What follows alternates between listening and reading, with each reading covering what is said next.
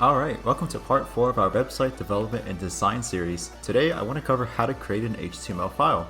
Make sure you have VS Code open, which was the program we installed in part 1 of our series, or another preferred code editor, as we will be using it for this lesson. When you have Visual Code open, go ahead and go to your File Explorer, which is this left side over here. You're going to click on this button on the left that says New File. Go ahead and name it index.html. Now we have our HTML folder, and we can type anything here, so you could even say hello. Go ahead and save. Right click on this, open with live server, which is that extension we added in part 1. And then you should have this open up. You can even see that it says hello. But if you want to go ahead and add something different, let's say hello Justin, go ahead and save.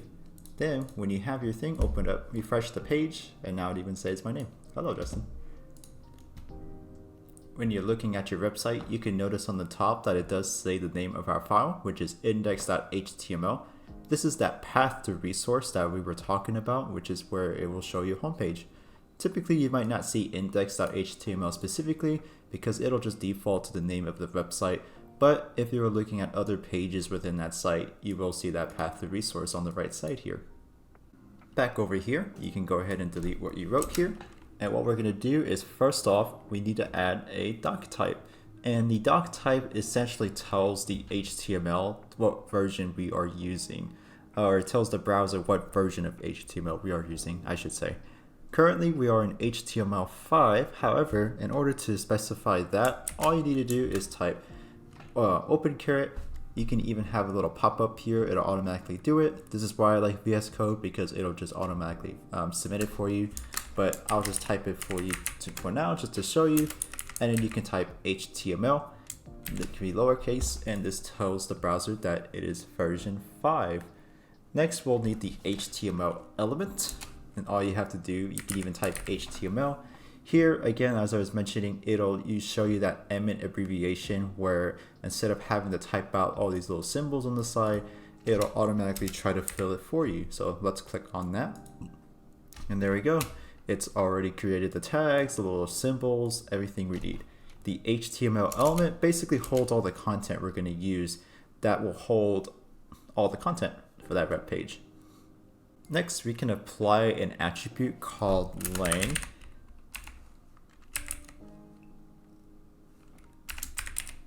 And basically what this does is it lets us know what language the document is in, which is really good for search engines and accessibility, letting them know that this is a website that is mainly built for the English language, for example.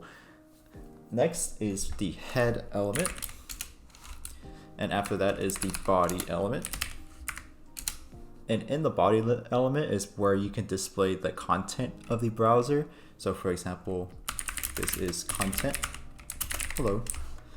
You can go ahead and save, and when you open up your live server, you can see that it is being displayed in the actual viewport. This is content. Afterwards, you can see in the head element, contains information about the web page and isn't usually displaying anything to the client. For example, you can type in the title. This is a page title. When you go back to your web page, you can see that we can actually see this is a page title within our HTML file. But usually the other meta information isn't directly displayed. However, this is a web page title, isn't actually in the viewport of the web page. I went ahead and added some meta information that you can add along with me. But to kind of go from the top to the bottom, we have our first thing, character set or char set. You can read about that there if you want, but basically gives us the kind of character set we're working with when we're making our web page. Down here we have our description, which basically talks about what this web page is going to be about. Keywords, again, just kind of some important keywords that search engines can use in order to find and identify your website. The author who made the website. Over here in viewport, basically to sum it up really quickly, just makes it really nice to look at when you're looking at your web page on a mobile device. Another part that we can add is the style or the CSS links, or just links I mean in general. So if you want to type link and then do rel, we'll call it style sheet.